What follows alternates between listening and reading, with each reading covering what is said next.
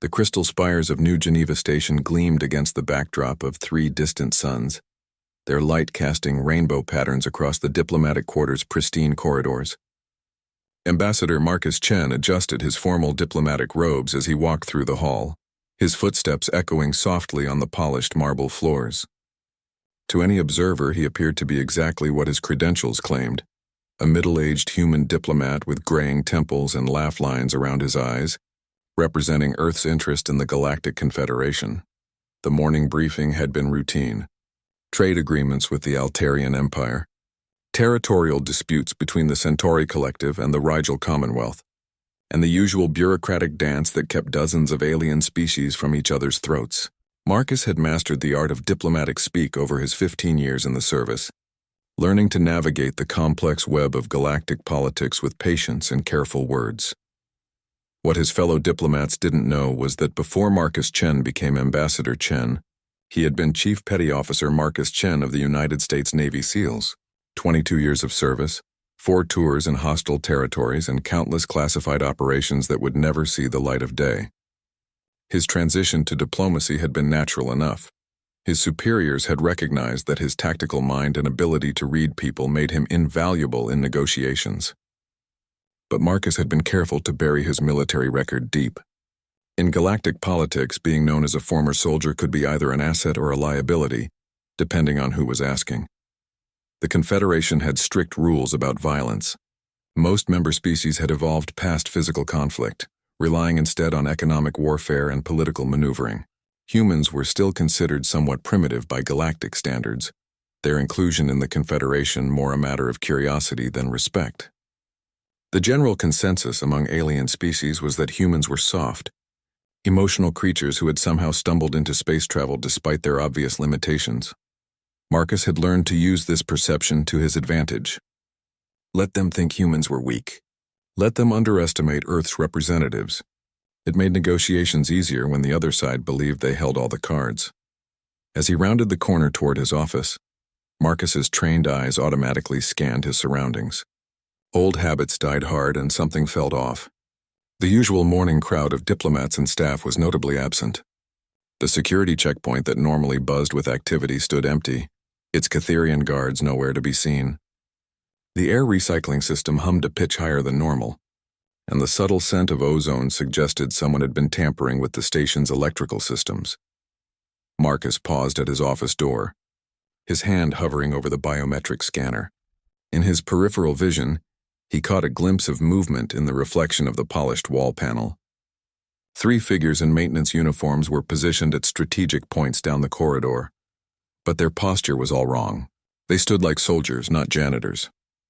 Without betraying his awareness, Marcus continued his normal routine, pressing his palm to the scanner and waiting for the soft chime that granted him access.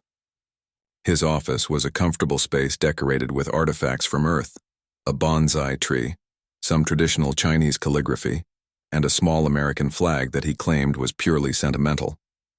What visitors couldn't see were the subtle modifications he'd made: reinforced furniture that could serve as cover, a hidden weapons cache behind a false panel, and sightlines to every entrance.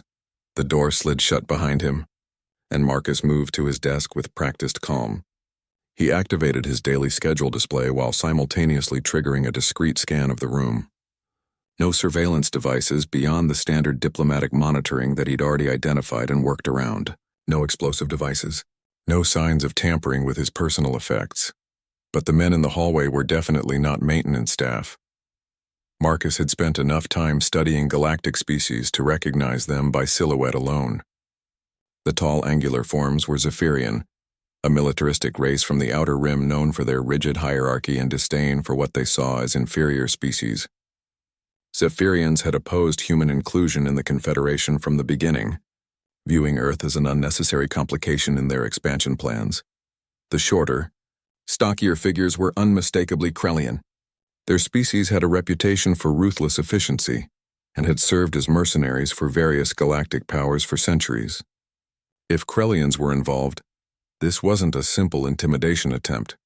The third figure was harder to identify from the brief glimpse he'd caught, but the fluid movement suggested either Altarian or possibly one of the shape-shifting species from the Perseus arm. Regardless of their exact identity, the composition of the group told Marcus everything he needed to know about their intentions. This was an assassination team. The question wasn't whether they planned to kill him, that much was obvious. The question was why now and who had ordered it. Marcus's recent diplomatic work had been successful but hardly controversial. He'd negotiated fair trade agreements and helped mediate minor territorial disputes.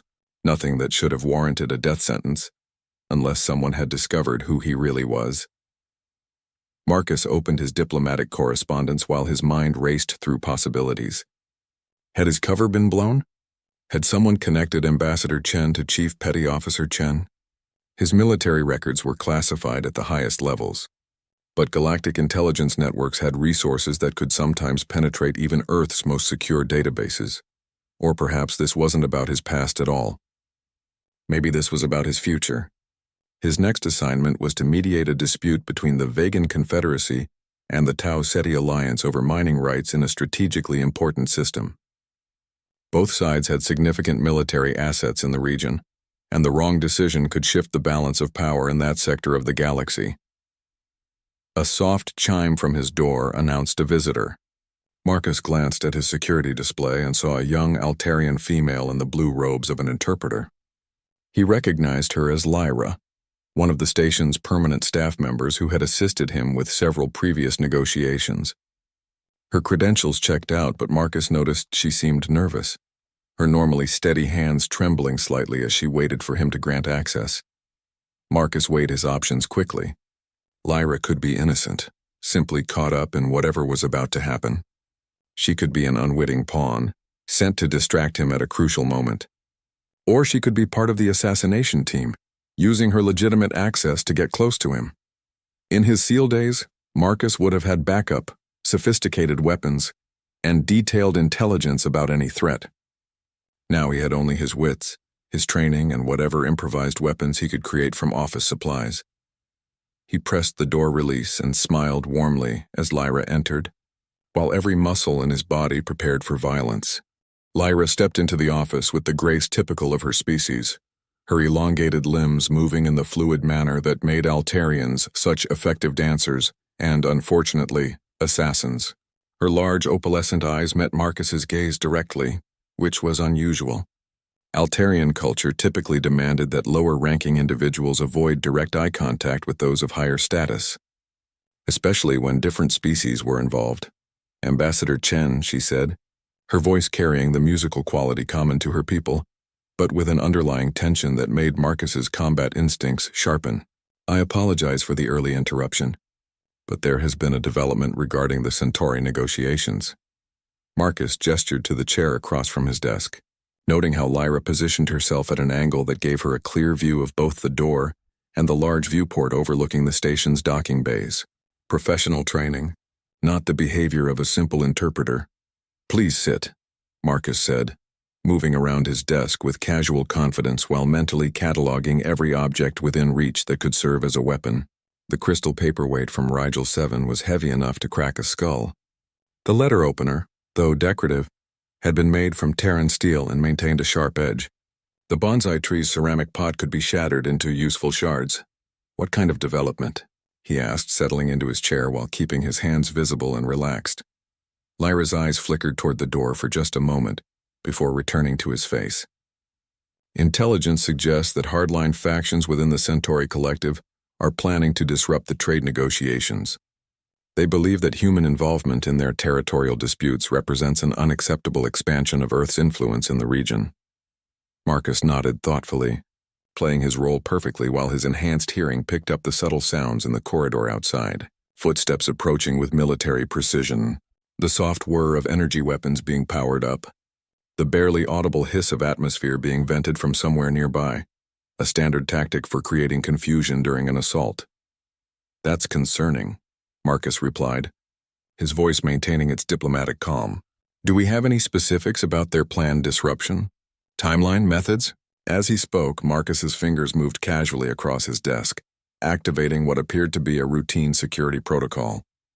In reality, he was engaging a series of defensive measures he'd installed during his first week on the station. The office's blast shields would drop and lock at his command, Emergency oxygen would be released from hidden canisters. And most importantly, a distress signal would be transmitted on a frequency that only certain Earth intelligence operatives would recognize.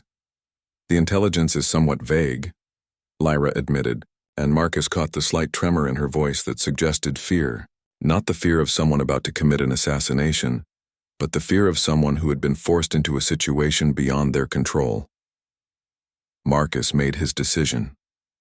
"Lyra," he said quietly, "how many people are going to die if you don't do what they told you to do?" The young Altarian's composure cracked completely. Her eyes widened, and the soft bioluminescent patterns along her temples flared briefly, an involuntary stress response among her species. "They have my clutch sister," she whispered, using the Altarian term for a sibling relationship that had no direct human equivalent. She was supposed to report for duty at the mining station in the Procyon system 3 days ago, but her transport never arrived. They showed me footage of her in a containment cell. Marcus felt a familiar cold anger settle over him. Taking hostages to force cooperation was a tactic he'd encountered before in his military career, usually employed by individuals with more ambition than honor. The fact that they were willing to threaten innocent civilians suggested this operation went deeper than simple political assassination. "What did they tell you to do?" Marcus asked. "I was supposed to keep you distracted for 10 minutes while they planted evidence in your quarters," Lyra said, tears beginning to flow down her cheeks, another involuntary response that Altarians couldn't easily control. "Then I was supposed to trigger the emergency alarm and claim you had threatened me. By the time station security responded, they would have found classified Confederation military codes in your personal effects." Marcus understood immediately. Frame him as a spy first, then eliminate him during the confusion of his arrest. It was actually a clever plan except for one crucial oversight. They had no idea who they were really dealing with. "Unfortunately for them," Marcus said, rising from his chair, "I'm not quite as helpless as they assume." The office light suddenly went out, plunging the room into darkness except for the soft glow of the viewport. Emergency lighting should have activated immediately, but Marcus had disabled that system 30 seconds ago through his security protocol. In the darkness, his eyes began adjusting while his other senses sharpened to combat readiness. The door chimed with an override signal, followed by the distinctive sound of a military-grade plasma cutter being used to bypass the locking mechanism. Marcus moved silently around his desk, grabbing Lyra's arm gently but firmly. "Stay behind the desk," he whispered. "Whatever happens, don't make any sudden movements." The door slid open with a soft hiss, and Marcus could see 3 silhouettes framed against the corridor lighting. Zephyrian warriors favored direct assault tactics, believing their superior size and strength made subtlety unnecessary. They would expect to find a frightened diplomat cowering behind his desk, easy prey for professional soldiers. Instead, they found a dark, silent office. The lead Zephyrian activated a portable illuminator, its beam cutting through the darkness as he advanced into the room. His companions flanked him, their energy weapons held in the standard assault formation taught in Galactic Military Academy.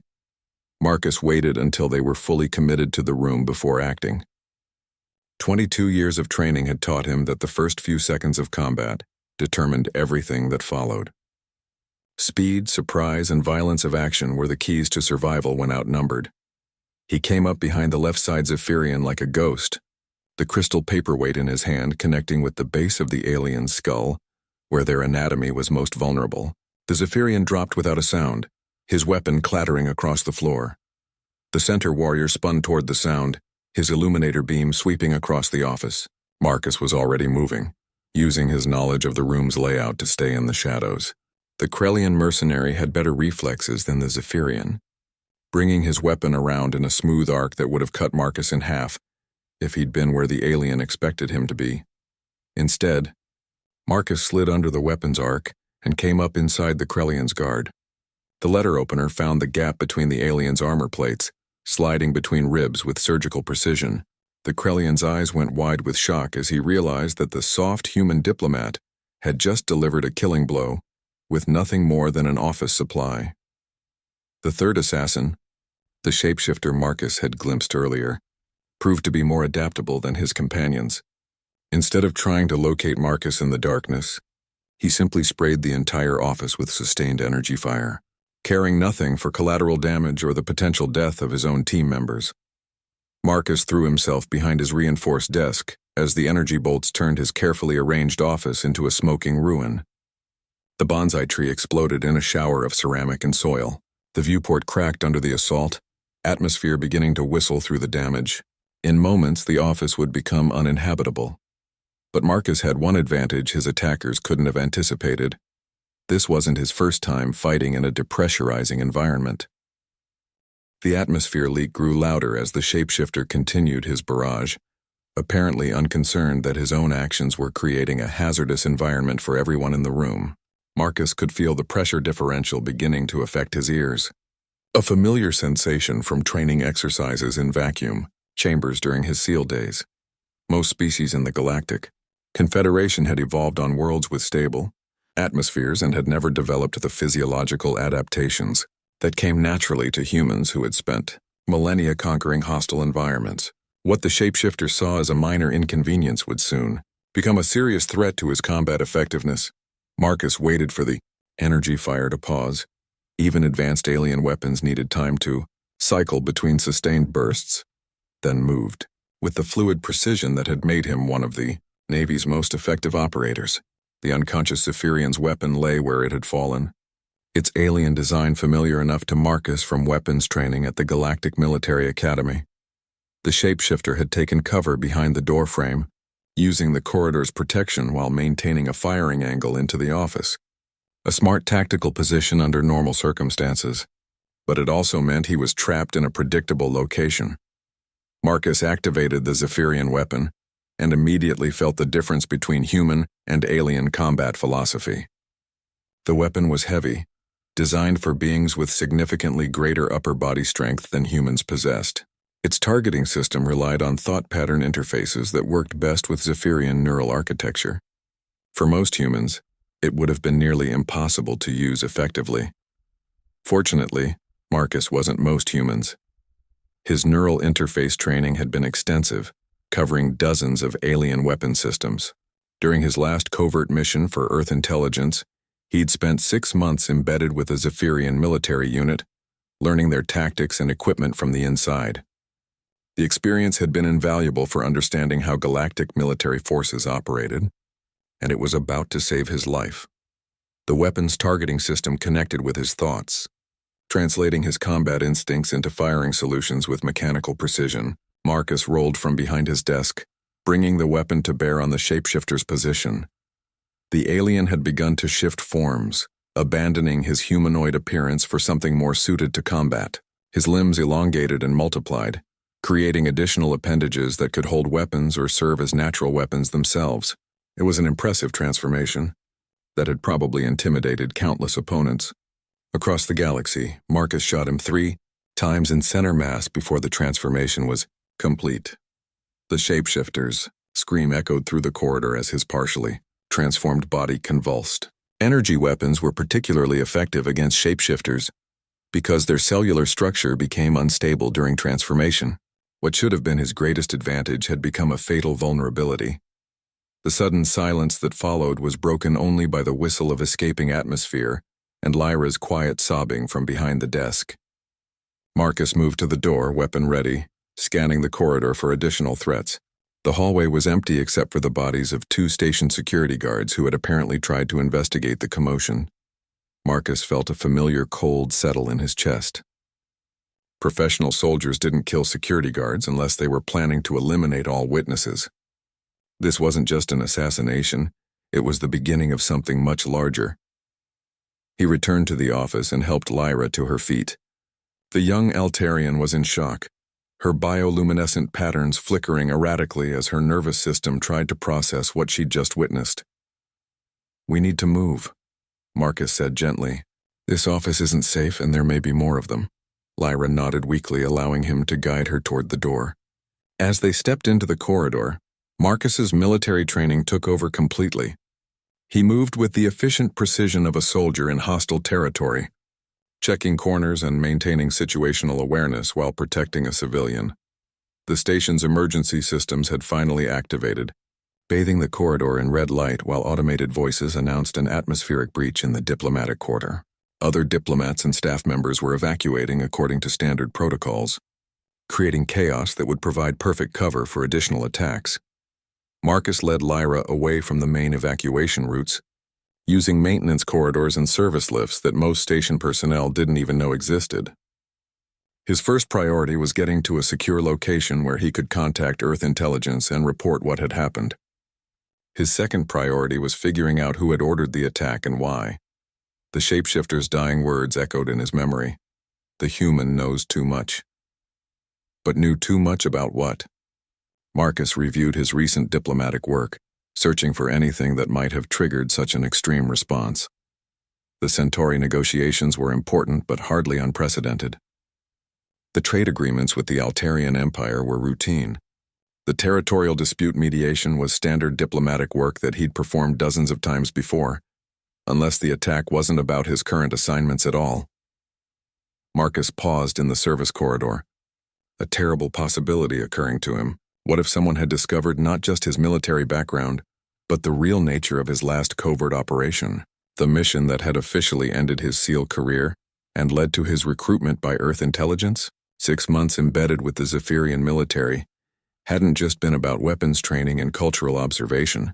Marcus had been tasked with discovering why Zephyrian forces were conducting unauthorized operations in neutral space, apparently preparing for large-scale military action that violated several Confederation treaties. What he'd found was evidence of a conspiracy that went far beyond simple territorial expansion. The Zephyrians were part of a coalition of species that believed the Galactic Confederation had become too soft, too focused on diplomacy and trade, instead of the strength that had built their respective civilizations. They called themselves the Iron Hegemony, and their goal was nothing less than the complete restructuring of galactic government along militaristic lines. Humans, as the newest and supposedly weakest member of the Confederation, were seen as the perfect target for demonstrating the organization's ineffectiveness. A successful attack on Earth would prove that the current system couldn't protect its members, justifying the Iron Hegemony's seizure of power. Marcus had infiltrated 3 Iron Hegemony cells and gathered enough intelligence to expose the entire conspiracy. The information was sitting in secured files somewhere within Earth Intelligence headquarters, waiting for the right moment to be revealed. If the Iron Hegemony had discovered his true identity, then this assassination attempt was just the beginning. They wouldn't just want him dead, they would want him discredited first. His intelligence dismissed as the fabrications of a rogue agent. The sound of footsteps echoing through the maintenance corridor brought Marcus back to immediate concerns. Heavy boots moving with military precision. More assassins or possibly station security responding to the emergency. Marcus guided Lyra into an alcove housing environmental controls and signaled for silence. Through the grating of a ventilation shaft, he could see 3 figures approaching their position. These weren't wearing maintenance uniforms or station security gear. They were dressed in the black combat armor of Confederation Special Forces. For a moment, Marcus felt relief. Confederation Special Forces were elite units drawn from multiple species, trained to handle exactly this kind of threat.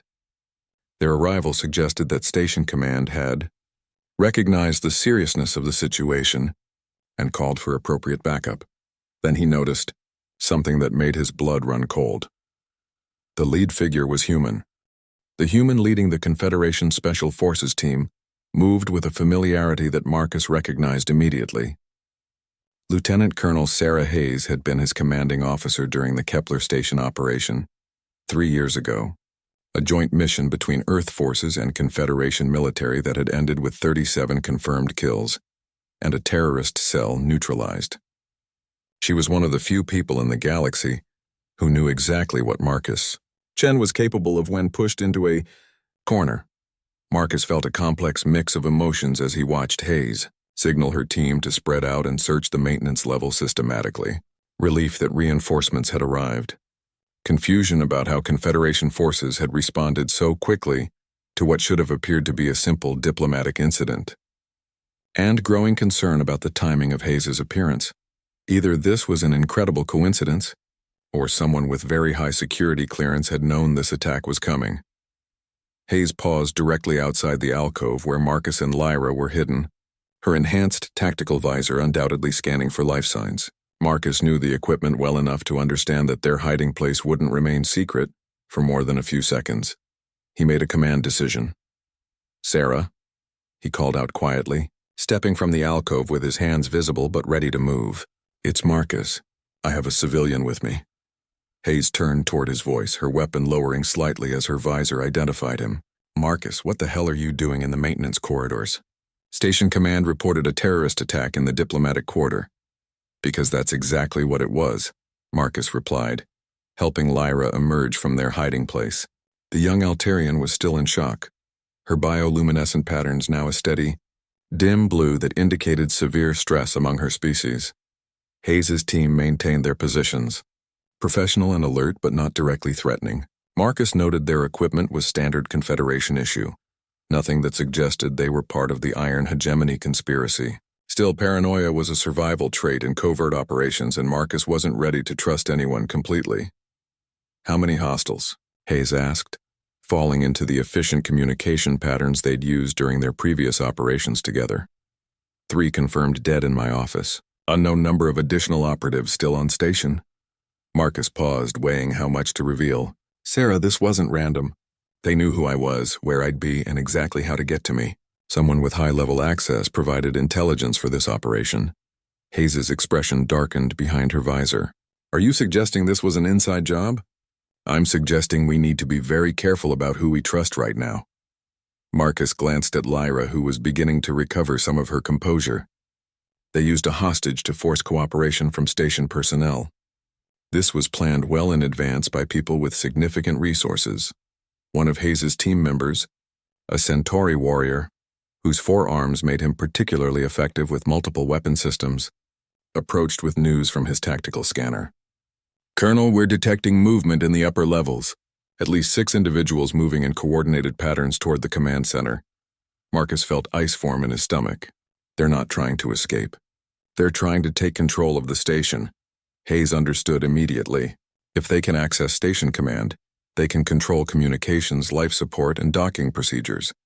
They could trap everyone here while they complete whatever their primary mission really is.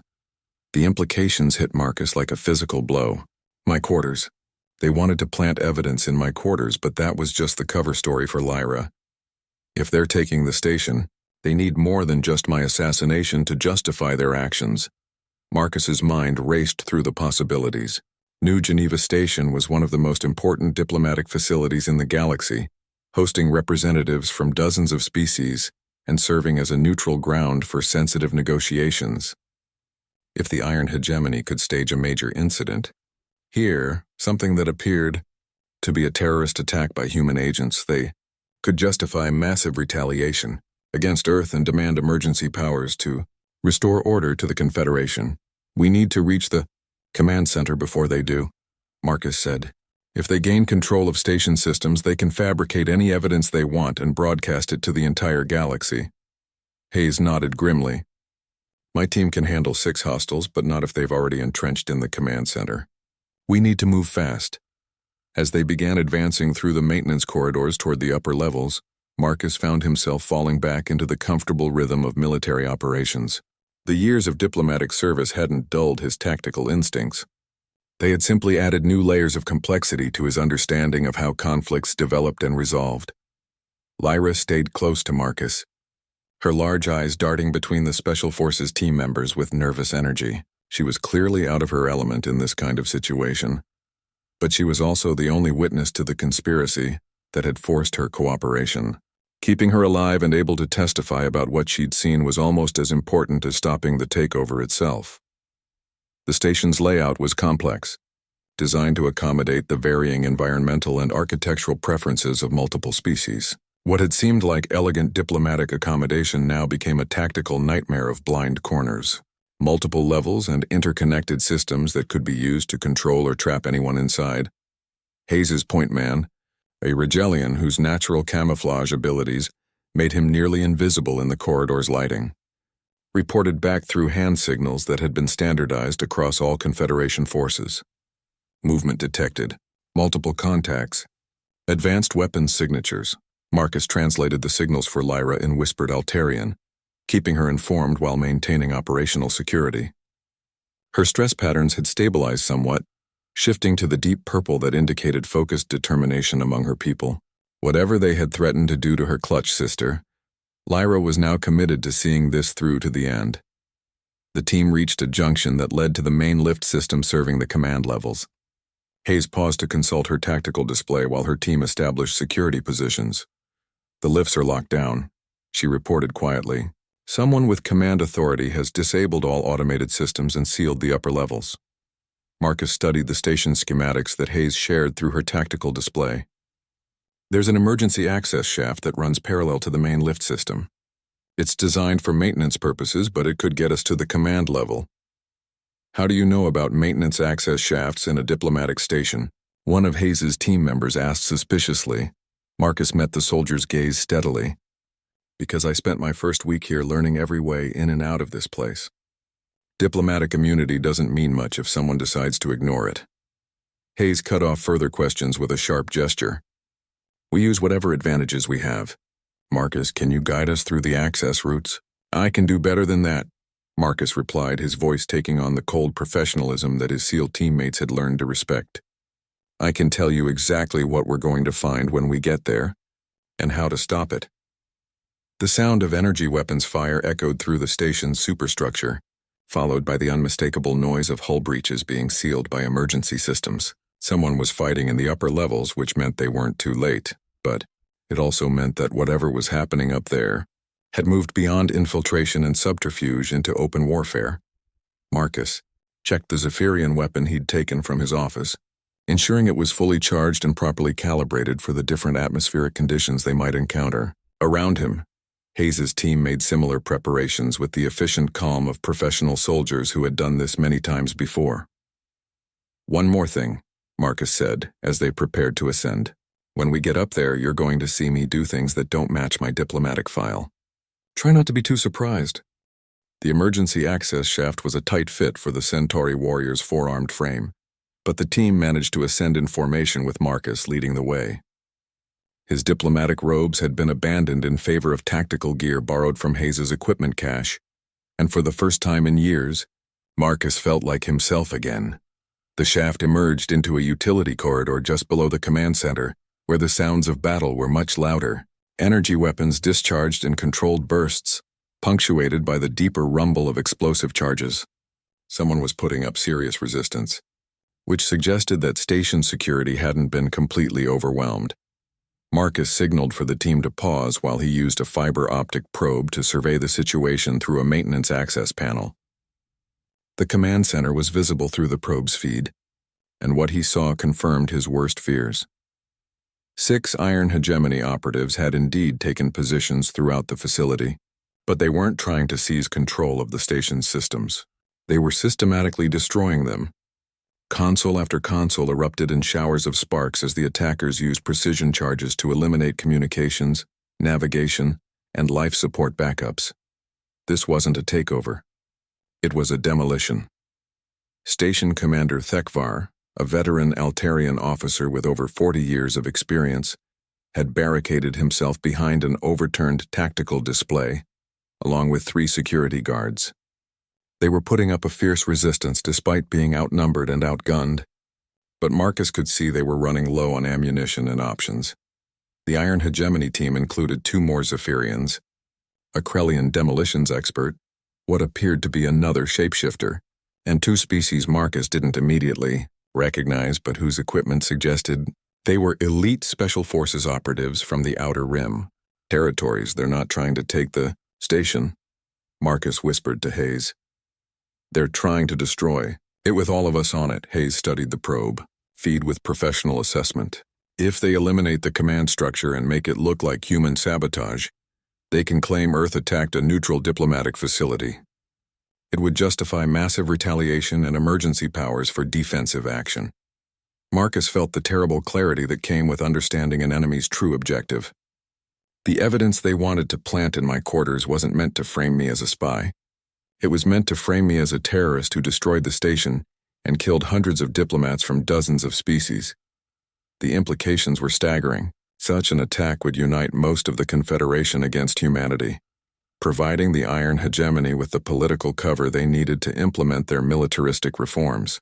Earth would be expelled from the Confederation at best, invaded at worst, and the precedent would be set for strength-based governance throughout the galaxy. "We need to stop them and preserve evidence of what really happened," Marcus said. "The station's black box recorders are in a secure vault behind the main command console. If we can protect those records, we can prove this was a false flag operation." Hayes nodded and began deploying her team for assault. The Centauri warrior would provide covering fire from the access point, while the Rigelian used his camouflage abilities to flank the enemy positions. Hayes herself would lead the frontal assault with explosive charges designed to disorient the attackers. "What about you?" Hayes asked Marcus. Marcus checked his weapon and looked at Lyra, who had remained remarkably composed despite everything she'd witnessed. "I'm going to do what I do best. Create chaos and exploit the enemy's assumptions about human capabilities." The young Altarian surprised everyone by speaking up. "I want to help. They threatened my clutch sister to force my cooperation, and they're going to kill innocent people to start a war. My people have a saying, 'The river that flows in silence cuts the deepest channel.' Let me be your silence." Marcus understood. Altarians had natural advantages in stealth operations due to their ability to control their bioluminescent patterns and move with extraordinary grace. Lyra could potentially reach positions that even the Rigelian couldn't access undetected. "It's too dangerous," Hayes protested. "Colonel," Marcus said quietly, "she's the only one here who can move through Altarian-designed sections of the station without triggering proximity sensors. And she knows the station's layout better than any of us." Lyra's stress patterns had shifted to the deep gold that indicated fierce determination among her people. "I won't let them use my fear to hurt others." Hayes made the command decision. "Stay with Marcus. Follow his lead, and if things go wrong, get to the emergency pods and transmit everything you've seen to Confederation Command." The assault began with Hayes's explosive charges detonating throughout the command center, creating clouds of debris and confusion that masked the team's entry points. Marcus moved with Lyra through a ventilation system that led to the records vault, using routes that had been designed for Altarian maintenance personnel. The Iron Hegemony operatives responded to the assault with professional efficiency, falling back to prepared positions while maintaining covering fire. These weren't simple terrorists or hired mercenaries. They were elite military personnel with extensive training in station assault tactics. Marcus reached the vault access point just as the Krellian demolitions expert began setting charges on the record storage system. The alien's back was turned, focused on his technical work while his teammates dealt with the Confederation forces. Marcus moved like a ghost, the years of diplomatic service falling away to reveal the predator that had always lurked beneath. The Krellian never heard him coming. A precise strike to the base of the skull, delivered with enhanced strength training that most aliens didn't know humans possessed, dropped the demolitions expert without a sound. Lyra slipped past Marcus to the vault controls, her slender fingers dancing over the Altarian-designed interface with natural skill. "The records are intact, but they've planted a virus in the system. If it executes, it will corrupt all the data and make it look like a catastrophic system failure. Can you stop it? I can isolate the affected systems, but I need time." Lyra's bioluminescent patterns shifted to the rapid blue-white flicker that indicated intense concentration among her people. Marcus positioned himself to guard the vault entrance while Lyra worked. Through the chaos of the ongoing battle, he could hear Hayes's team making progress against the Iron Hegemony operatives. The Rigelian had successfully flanked 2 of the attackers, while the Centauri warrior's covering fire was keeping the rest pinned down. But Marcus could also hear something else, the distinctive whine of a ship's engines approaching the station. Either reinforcements were arriving, or the Iron Hegemony had an extraction plan that didn't involve any of the current operatives surviving to be questioned. One of the unidentified alien operatives appeared at the vault entrance, moving with the fluid speed that suggested cybernetic enhancement. Marcus met the attack head-on, his Zephyrian weapon discharged at point-blank range while he simultaneously dove to avoid return fire. The energy bolt caught the alien center mass, but instead of dropping, the operative kept coming. Enhanced physiology, possibly including redundant organ systems or distributed consciousness technology. Marcus had encountered similar augmentations before, and they required different tactics to neutralize effectively. Marcus abandoned the energy weapon in favor of close combat, using the confined space of the vault entrance to negate his opponent's mobility advantage. The alien was stronger and faster, but Marcus had 22 years of experience fighting opponents with superior physical capabilities. The key was targeting the augmentations themselves. Marcus grappled with the operative, using leverage and joint locks to control the alien's enhanced limbs, while searching for the telltale signs of cybernetic integration points.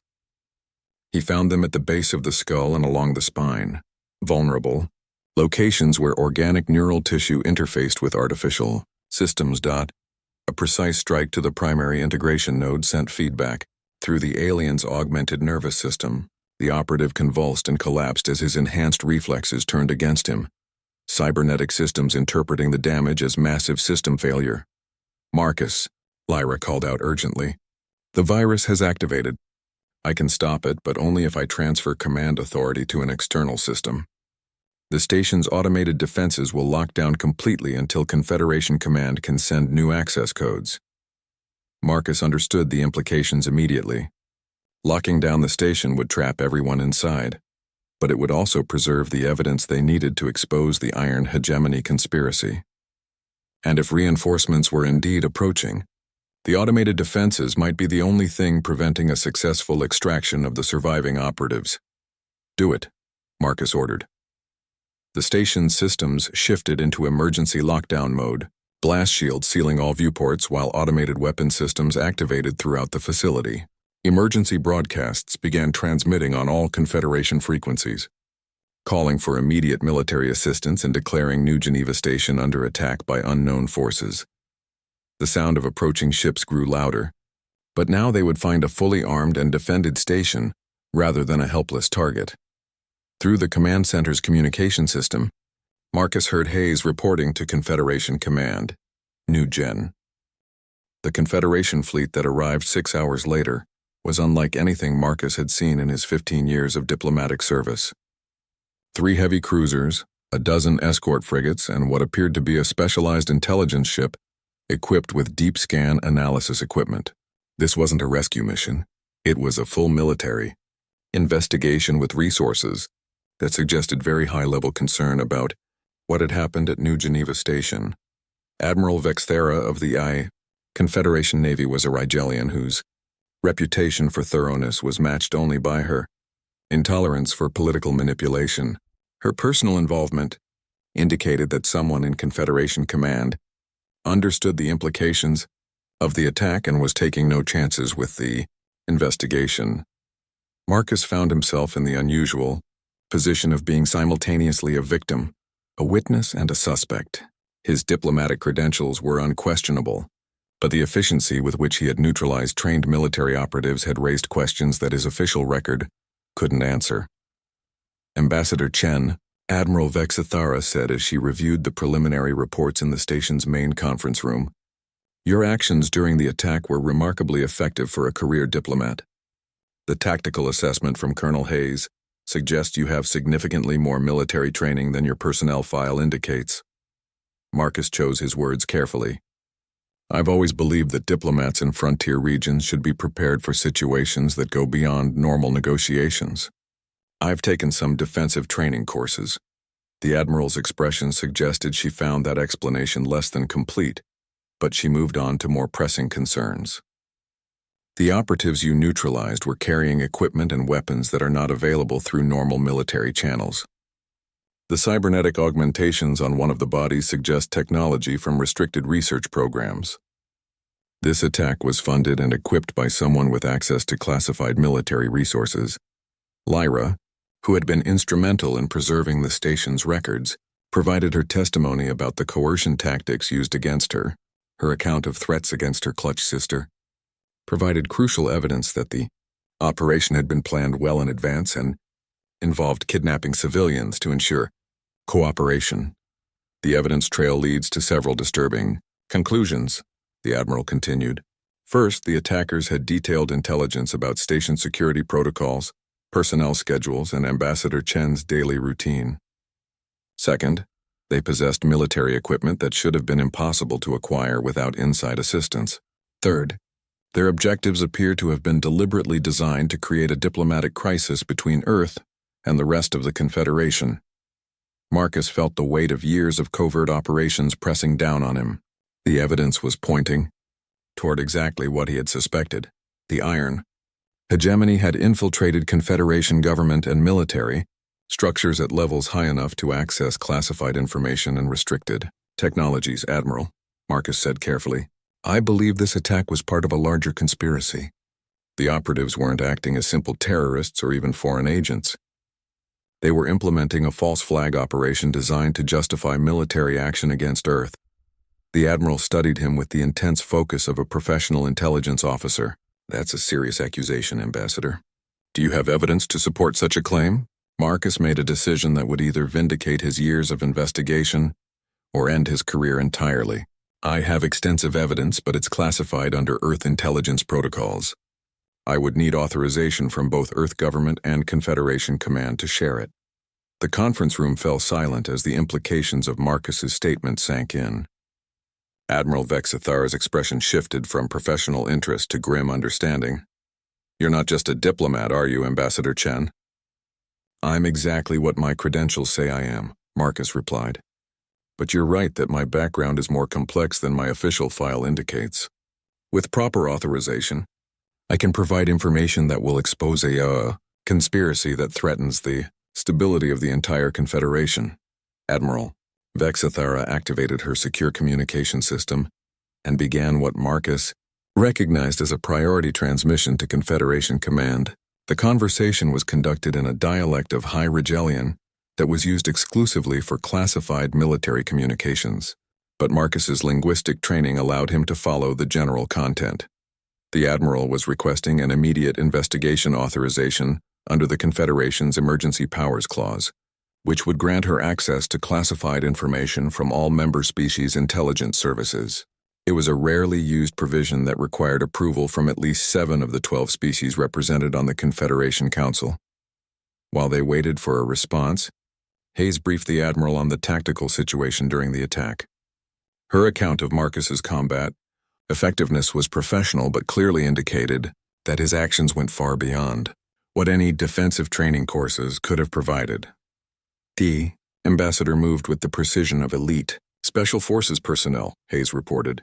His knowledge of alien weapon systems, station layout, and combat tactics suggests extensive military experience at the highest levels. Marcus watched the Admiral's face as she processed the information. Regelians were naturally analytical, and Vexithara was clearly constructing a profile of his actual background based on the available evidence. The secure communication system chimed with an incoming priority message. Admiral Vexithara reviewed the content, her expression growing increasingly grave. The Confederation Council has authorized a full investigation under emergency powers, she announced. Ambassador Chen, you are hereby granted temporary immunity from prosecution in exchange for complete disclosure of any classified information relevant to this incident. Earth government has agreed to this arrangement through their representative on the council. Marcus felt a mix of relief and apprehension. He was about to reveal information that could change the balance of power in the galaxy, but he was also exposing himself to political forces that might decide his knowledge made him too dangerous to leave alive. 3 years ago, Marcus began, I was recruited for a joint operation between Earth intelligence and Confederation military intelligence. My mission was to investigate unauthorized military activities by Zephyrian forces in neutral space. He outlined his infiltration of the Iron Hegemony, providing details about their organizational structure, long-term objectives, and plans for destabilizing the Confederation. The evidence he had gathered painted a picture of a conspiracy that involved not just Zephyrian military leaders, but sympathetic factions among several other species who believed that strength-based governance was superior to the Confederation's diplomatic approach. The Iron Hegemony views the current Confederation as weak and ineffective, Marcus explained.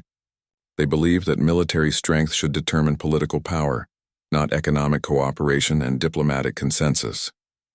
Earth represents everything they oppose, a species that achieved galactic membership through persistence and adaptability. rather than military conquest. Admiral Vexithara interrupted with sharp questions about specific individuals and organizations Marcus had identified. Her queries revealed that Confederation intelligence had been tracking some of the same individuals, but without the comprehensive picture that Marcus's infiltration had provided. Why wasn't this information shared through normal intelligence channels? She asked.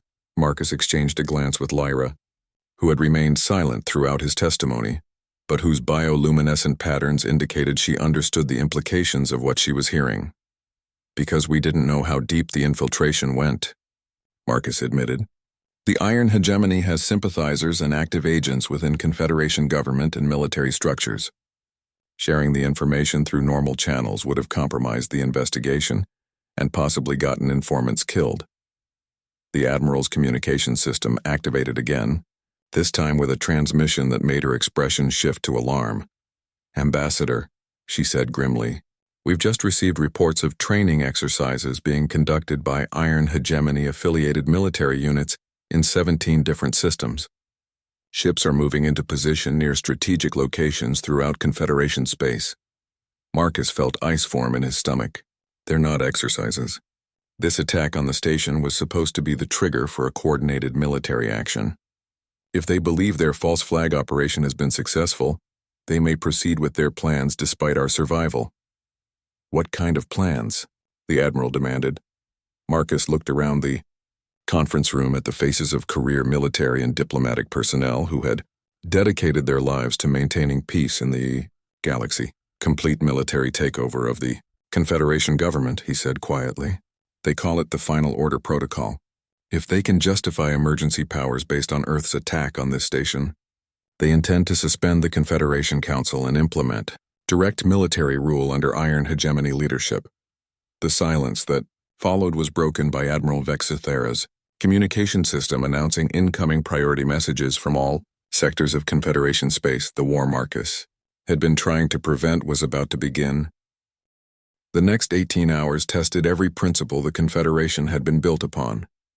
Reports flooded in from across the galaxy as Iron Hegemony forces initiated what they claimed were defensive actions in response to the terrorist attack at New Geneva Station. The fact that most Confederation species initially believed their version of events demonstrated how carefully the conspiracy had been planned. Marcus found himself at the center of a crisis that required both his diplomatic skills and his military experience. Admiral Vexithara had appointed him as special advisor to the emergency response team, a position that gave him access to real-time intelligence from across Confederation space. The Iron Hegemony strategy was brutally effective. They had used the supposed evidence of human terrorism to justify military interventions in 12 different systems, claiming they were protecting loyal Confederation members from further attacks. Their narrative painted Earth as a rogue state that had infiltrated the peaceful galactic community with the intention of eventual conquest. "They're not trying to conquer the Confederation directly," Marcus explained to the emergency council that had assembled aboard Admiral Vexithara's flagship. "They're presenting themselves as the only force capable of restoring order and security. Most species will support them out of fear rather than conviction. The challenge was proving that the New Geneva Station attack had been a false flag operation before the Iron Hegemony could consolidate their political gains. The evidence Marcus and Lyra had preserved was definitive, but distributing it to every member species while Iron Hegemony forces controlled key communication networks would be nearly impossible through conventional means. "We need to reach the Confederation Council directly," Admiral Vexithara concluded. "If we can present the evidence to the full assembly, we can expose the conspiracy before it becomes irreversible." The problem was that the council chambers on Concordia Prime were now surrounded by Iron Hegemony security forces who claimed to be protecting the government from further terrorist attacks. Any attempt to approach through normal diplomatic channels would be intercepted and suppressed. Marcus studied the tactical displays showing Iron Hegemony positions throughout the galaxy, looking for patterns and weaknesses in their deployment. His years of military experience suggested that their forces were spread too thin to maintain control everywhere simultaneously. They're relying on the assumption that loyal Confederation forces won't Resist because they believe the official narrative, Marcus observed. But if we can demonstrate that the attack was fabricated, their political support will collapse instantly. Lyra, who had remained close to Marcus throughout the crisis, offered an unexpected solution. The Altarian diplomatic network maintains independent communication channels that predate the Confederation. They were designed to function during exactly this kind of crisis. If we can reach an Altarian embassy, we can transmit the evidence to every member species simultaneously. Admiral Vexthera seized on the possibility. The nearest Altarian embassy is on Kepler Station, but Iron Hegemony forces claimed it 3 hours ago. Getting through their blockade would require a small team with specialized skills, Marcus finished. Something that could appear to be a routine diplomatic mission while actually being a covert operation. The Admiral studied Marcus with the expression of someone recognizing a solution to an impossible problem. You're volunteering for another undercover mission. I'm volunteering to finish what I started 3 years ago, Marcus corrected. The Iron Hegemony made this personal when they tried to use me as their scapegoat. Now I'm going to make sure they pay for that mistake. The mission planning took 4 hours and involved resources from multiple Confederation intelligence services. Marcus would approach Kepler Station aboard a diplomatic courier ship, ostensibly delivering routine communications to the Iron Hegemony forces there. In reality, he would be carrying the complete evidence package from New Geneva Station, along with Lyra's testimony about the coercion tactics used against her. Hayes volunteered her Special Forces team for the mission, arguing that their previous cooperation had proven their effectiveness as a combined unit. Admiral Vexthera agreed, adding 2 Confederation intelligence operatives who specialized in alien communication systems. Once you reach the Altarian embassy, the Admiral briefed them, you'll have approximately 6 minutes to upload the evidence package before Iron Hegemony forces can trace the transmission and cut you off. After that, every Confederation species will know the truth about what happened at New Geneva Station. Marcus felt the familiar pre-mission clarity that had sustained him through decades of dangerous operations. The stakes were higher than anything he'd faced. Before, the future of galactic civilization hung in the balance, but the objectives were clear and achievable. The courier ship approached Kepler Station with all the routine bureaucracy of normal diplomatic traffic. Marcus, once again wearing his formal ambassador's robes, transmitted the appropriate credentials to station control, while his team remained hidden in the ship's cargo compartments. Iron Hegemony forces had indeed taken control of the station, but their focus was on preventing military threats rather than screening diplomatic personnel. Marcus's reputation as a mild-mannered negotiator worked in his favor, as station security waved him through with minimal inspection. The Altarian embassy was located in the diplomatic quarter, now heavily patrolled by Zephyrian warriors, who viewed every movement with suspicious intensity.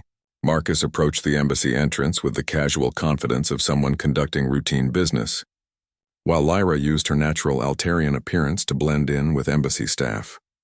The upload process required physical access to the embassy's quantum communication array, technology that could transmit data instantaneously across galactic distances through quantum entanglement networks. Lyra's technical knowledge proved invaluable, as she bypassed security protocols and connected the evidence package to the transmission system. 5 minutes until the upload is complete, she reported quietly. Marcus positioned himself to monitor the hallway while Hayes' team created diversions throughout the station to keep Iron Hegemony forces occupied. The next few minutes would determine whether the conspiracy succeeded in destroying the Confederation, or whether the truth would expose their deception. At exactly 4 minutes into the upload, alarms began sounding throughout the station. Someone had detected the quantum transmission and was attempting to trace its source. 2 minutes remaining, Lyra announced, her bioluminescent patterns flickering with stress as she worked to maintain the connection. Heavy footsteps echoed through the diplomatic quarter as Iron Hegemony forces converged on the Altarian embassy. Marcus checked his weapon and prepared for what might be his final battle. Upload complete, Lyra called out just as the embassy doors exploded inward. Across the galaxy, every member species of the Confederation received comprehensive evidence that the attack on New Geneva Station had been a false flag operation designed to justify military takeover. The Iron Hegemony's carefully constructed narrative collapsed in minutes as their own communications, captured during Marcus's infiltration, proved their conspiracy beyond any doubt. The political reaction was swift and decisive. Iron Hegemony forces found themselves isolated and abandoned as their supposed allies realized they had been manipulated. The emergency powers they had claimed evaporated as the Confederation Council reconvened under heavy guard and formally condemned the conspiracy. Marcus and his team fought their way out of Kepler Station as Iron Hegemony forces attempted one final desperate action to prevent their exposure. But the truth was already spreading across the galaxy, and their cause was lost. 6 months later, Ambassador Marcus Chen stood before the Confederation Council to receive the Order of Galactic Service, the highest civilian honor the organization could bestow. His dual role as diplomat and intelligence operative was now public knowledge, but rather than ending his career, it had enhanced his reputation as someone who could bridge the gap between military necessity and diplomatic idealism. The Iron Hegemony believed that strength alone could determine political legitimacy, Marcus told the assembled representatives.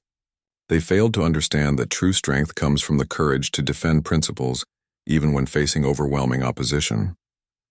The Confederation survived not because we were the strongest, but because we were united in our commitment to justice and truth. Lyra, now serving as liaison between Altarian intelligence and Confederation security, watched from the diplomatic gallery. Her clutch sister had been rescued unharmed, and her testimony about the conspiracy had helped expose Iron Hegemony cells throughout the galaxy. As the ceremony concluded and Marcus returned to his normal diplomatic duties, he reflected on the strange path that had brought a Navy SEAL from Earth to the center of galactic politics. The Iron Hegemony had made their fundamental mistake in assuming that humans were weak simply because they preferred negotiation to violence. They had learned, too late, that diplomacy backed by the willingness to fight for one's principles was the strongest force in the galaxy. The Confederation had survived its greatest internal threat, stronger and more united than before. And somewhere in the vast reaches of